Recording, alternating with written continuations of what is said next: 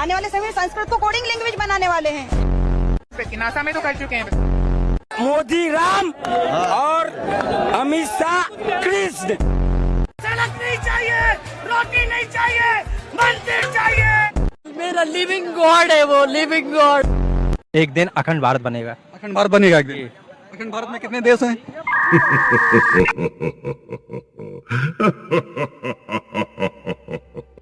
कल्पना कीजिए कि आपके घर का राशन महंगा हो गया, बेटे के पास डिग्री है लेकिन नौकरी नहीं, किसी का बिजनेस नहीं चल रहा है, किसी किसान को अपनी फसल का सही दाम नहीं मिल रहा, कहीं पर सड़क टूटी है, कहीं हॉस्पिटल में सही से इलाज नहीं हो रहा है और कहीं पर करप्शन की शिकायत करने वाला ही खुद परेशान हो रहा। आप सवाल करते हैं कि ऐसा क्यों हो रहा है और जवाब आता है आप भगवान पर सवाल उठा रहे हैं। आप फिर पूछते हैं कि भगवान और सरकार में तो फर्क होता है और जवाब आता है देशद्रोही हो क्या। और यहीं से हमारी कहानी शुरू होती है। बड़ा सवाल ये नहीं कि क्या सही है और क्या गलत, बड़ा सवाल ये है कि क्या हमने सवाल पूछना ही बंद कर दिया है। और अगर सवाल पूछना ही बंद हो गया तो डेमोक्रेसी में बचता क्या है। सबसे पहले एक बात साफ कर दूं कि हर भक्त अंधभक्त नहीं होता, हर धार्मिक व्यक्ति अंधविश्वासी नहीं होता और किसी नेता को पसंद करना भी अंधभक्ति नहीं है। हिंदवी शब्दकोश के अनुसार आंख मूंद कर किसी पे भरोसा करने वाला व्यक्ति ही अंधभक्त होता है।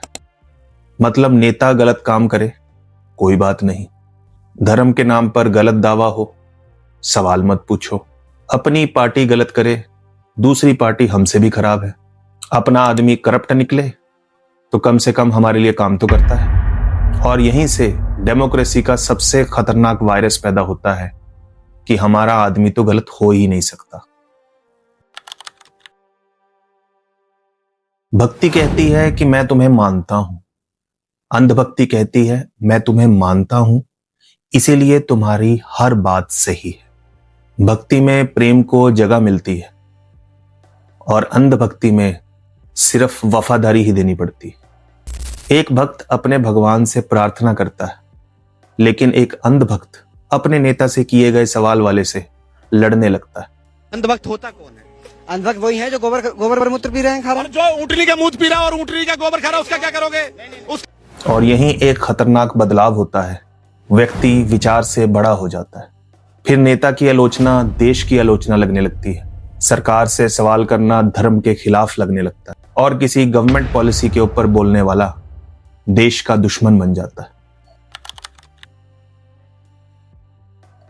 एक जरूरी फर्क को समझिए, भगवान पर विश्वास रखना पर्सनल डिवोशन की बात है, लेकिन भगवान के नाम पर किसी इंसान को सवाल से ऊपर रखना एक अलग बात है। अगर कोई व्यक्ति धर्म, सामाजिक विचार या आस्था पर सवाल उठाए तो उससे असहमत हुआ जा सकता है, लेकिन यह सवाल भी पूछना चाहिए कि क्या भगवान इतने कमजोर हैं कि एक छोटी सी मीम बनाने पर उनका अस्तित्व खतरे में पड़ जाएगा। महान वैज्ञानिक और एस्ट्रोनॉमर गैलीलियो गैलीलाई को रोम की अदालत ने रोम के चर्च के कहने पर आजीवन कारावास की सजा सुनाई थी। ऐसा इसलिए हुआ था क्योंकि उन्होंने ये कह दिया था कि सूर्य पृथ्वी के चक्कर नहीं लगाता बल्कि पृथ्वी सूर्य के चक्कर लगाती है। और क्योंकि इसके विपरीत बात बाइबल में लिखी गई थी तो रोम के चर्च वालों को यह बात नागवार गुजरी और वो कोर्ट तक चले गए। बाद में गैलीलियो ने अपने शब्दों को वापस लेकर अपनी जान बचाई और देखिए आज हम इस बात को मानते हैं कि गैलीलियो सही था। तो अंधभक्ति एक साइंटिस्ट की जान लेने वाली थी। हम भगवान की रक्षा के नाम पर दरअसल अपनी राजनीतिक भावनाओं की रक्षा कर रहे हैं, क्योंकि इतिहास के अनुसार धर्म ने लोगों को जोड़ा भी है और धर्म के राजनीतिकरण ने लोगों को बांटा भी है। अगर भगवान हमारे माता पिता समान है तो सोचिए कि क्या माता पिता कभी अपने बच्चे को सवाल पूछने पर सजा देते हैं? लेकिन जब धर्म का राजनीतिकरण हो जाए तो भगवान माँ बाप नहीं रहता और भक्त बच्चा नहीं रहता। अब डेमोक्रेसी में नेता लोगों का रिप्रेजेंटेटिव होता है, वो भगवान नहीं होता। वो जनता के टैक्स के पैसों के बनाए हुए सिस्टम का जिम्मेदार व्यक्ति होता है। इसलिए डेमोक्रेसी का सबसे हेल्दी क्वेश्चन ये होना चाहिए कि हमने तुम्हें चुना है और हम तुमसे सवाल भी पूछेंगे। लेकिन अंधभक्ति इस सवाल को ही बदल देती है कि हमने तुम्हें चुना है इसलिए तुम बिल्कुल सही। मान लीजिए पेट्रोल महंगा है और आप सवाल पूछते हैं क्यों? अंधभक्ति कहती है देश मुश्किल दौर से गुजर रहा है। फिर आप पूछते हैं लेकिन कीमतों का हिसाब क्या है? जवाब आता है पिछली सरकार में क्या होता था। आप फिर पूछते हैं ठीक है लेकिन आज की सरकार क्या कर रही? जवाब तुम्हें देश की तरक्की नहीं दिख रही? और बहस खत्म, क्योंकि मुद्दा पेट्रोल से हटकर नेशनलिज्म तक जा पहुंचा। यही तो अंधभक्ति की ताकत है। अंधभक्ति सवाल का जवाब नहीं देती, वो सवाल का टॉपिक ही बदल देती है। अब बात युवाओं की।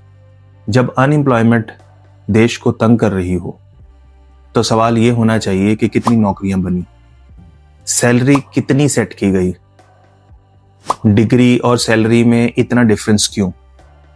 लेकिन अगर यूथ इन सब बातों को छोड़कर सिर्फ इन बातों में लगा हो कि कौन सा नेता महान है, तो शायद असली प्रॉब्लम पीछे रह जाती है। और यही अंधभक्ति का सबसे बड़ा खतरा है। अंधभक्ति आपकी सारी ऊर्जा को लेकर रियल प्रॉब्लम से ध्यान हटाकर सिर्फ फॉलो करने की भीड़ का हिस्सा बना सकती है। पॉलिटिकल पार्टीज को पैसा चाहिए, इलेक्शन महंगे होते हैं। सवाल यह है पैसा कहां से आया, किसने दिया, कितना दिया और उसे पैसे देने के बदले में क्या मिला। फरवरी 2024 में सुप्रीम कोर्ट ने इलेक्टोरल बॉन्ड्स को अनकॉन्स्टिट्यूशनल ठहराया और वोटर्स के साथ इंफॉर्मेशन शेयर ना करे जाने पर बहस भी की। सोचकर देखिए, गाय को माता बोलकर आई एक पार्टी ने देश की सबसे बड़ी बीफ एक्सपोर्ट करने वाली कंपनी से चंदा ले लिया। क्या ये उन वोटर्स की भावनाओं के साथ एक खिलवाड़ नहीं है जिन्होंने इनको हिंदू पार्टी समझकर चुना था?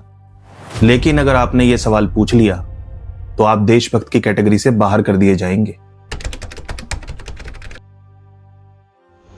मान लीजिए आपका फेवरेट नेता करप्शन के केस में पकड़ा गया। अगर आप इस पे कहते हैं कि जांच होनी चाहिए तो आप डेमोक्रेसी बचा रहे हैं।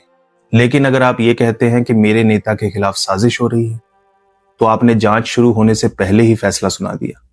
और यही खतरनाक है, क्योंकि करप्शन की कोई पार्टी नहीं होती, कोई झंडा नहीं होता, कोई धर्म नहीं होता। आज इंफॉर्मेशन सबके हाथ में है, लेकिन इंफॉर्मेशन और सच के बीच में बहुत फर्क होता है। जब कोई फोटो और वीडियो वायरल होती है तो व्हाट्सएप पर एक मैसेज आता है, देखो सरकार ने देश बदल दिया।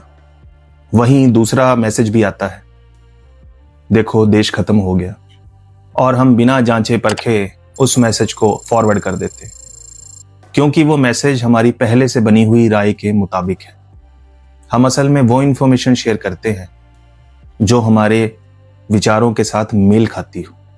अंधभक्ति इस बिहेवियर को और ज्यादा प्रमोट करती है और तब सोशल मीडिया इंफॉर्मेशन की जगह पर अपनी अपनी विचारधारा को प्रमोट करने का एक इकोसिस्टम बन जाता है। अंधभक्ति सिर्फ पॉलिटिकल प्रॉब्लम नहीं है, ये कहीं भी हो सकती है। धर्म में, राजनीति में, क्रिकेट में, फिल्म इंडस्ट्री में। यहां देखिए करोड़ों लोगों के द्वारा बनाए गए फिल्म स्टार्स ऐड भी करते हैं तो गुटखा की। पैसे के लिए ये इतना भी भूल जाते हैं कि ये जहर को प्रमोट कर रहे हैं और इनको फॉलो करने वाले छोटे छोटे बच्चे इस जहर के असर में आकर कैसा भविष्य पाएंगे। आज ऐसे ही फिल्म स्टार्स की वजह से गुटखा और शराब की कंपनियां प्रॉफिट में हैं, जबकि 1 लाख के करीब स्कूल बंद हो चुके हैं नीति आयोग की रिपोर्ट के अनुसार।